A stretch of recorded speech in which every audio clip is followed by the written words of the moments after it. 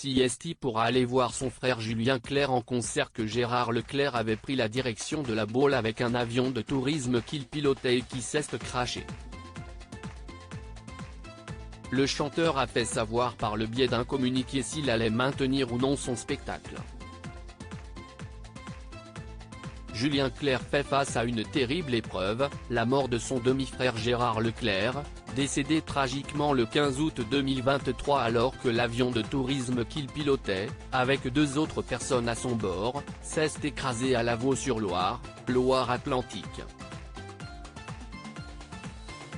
Le journaliste de 71 ans et ses 2 passagères se dirigeaient en direction de la Baule pour assister au concert de Julien Clerc prévu le jeudi 17 août dans le cadre d'un festival organisé dans le parc des Dryades. Malgré cette terrible situation, Julien Clerc a décidé d'honorer ses engagements, a fait savoir l'organisation du festival mercredi en fin de journée dans un communiqué transmis à l'AF, apportant son soutien et ses condoléances aux familles de Gérard Leclerc et Michel Monory. Un peu plus tôt dans la journée, sur CNOO, le chanteur Didier Barbelivien avait fait savoir qu'il y avait de fortes chances pour que Julien Clerc maintienne son concert.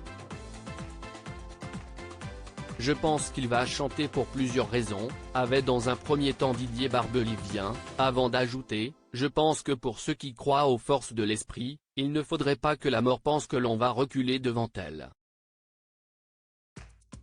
Puis, je pense que ça aurait été le souhait de Gérard.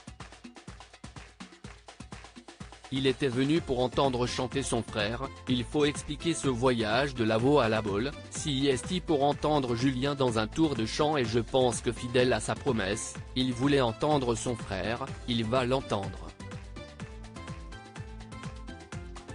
Un fragment de corps découvert. Les 3 personnes à bord de l'avion de tourisme piloté par le journaliste Gérard Leclerc ont été identifiés et 2 corps remontés, a annoncé mercredi le parquet de Saint-Nazaire. Les 3 personnes présentes à bord de l'avion ont pu être identifiées et leurs familles vont ou ont été entendues, a affirmé le parquet dans un communiqué, sans toutefois divulguer leurs 3 identités. Les recherches, interrompues dans la nuit et reprises à la mi-journée, ont permis de retrouver le corps d'un homme sur lequel ont été découverts des effets personnels au nom de Gérard Leclerc et celui d'une femme, d'après la même source. Un fragment de corps correspondant à une 3e personne de sexe indéterminé, a également été remonté, d'après le parquet. Michel Monory, fille de l'ancien ministre et président du Sénat René Monory, ainsi qu'une amie de celle-ci se trouvait à bord, a indiqué à l'AF une source proche du dossier. Les recherches avaient repris mercredi matin dans une zone de marais bordée de hauts roseaux dans l'estuaire de la Loire.